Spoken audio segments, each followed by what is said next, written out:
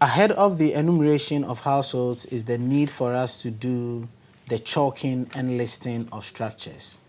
The chalking means that we go around the country and all structures that are different levels of completion and would potentially house persons, we ensure that these structures are chalked.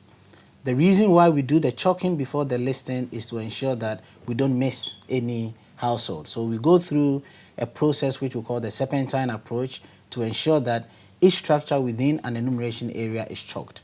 Once that chalking is done, we go back to the structure and list the structure. What that means is that you take basic information on the structure in terms of what is the type of the structure, what is the level of completion of the structure, what is the use of the structure.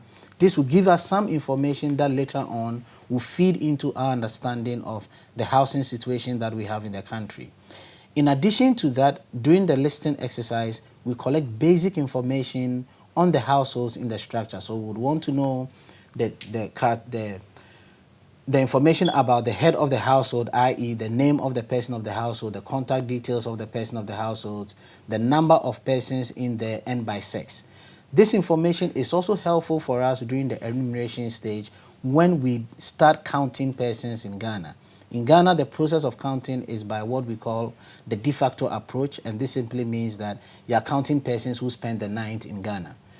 In other countries, what they do is what we call the de jure approach, which simply means that instead of restricting yourself to persons who spend the night in Ghana, you do persons who usually spend the night in a household. So it's the de facto as against the de jure approach. Fortunately for us as a country, we deploy both technologies, but the final figure that we put out there is based on people who spent the night in Ghana.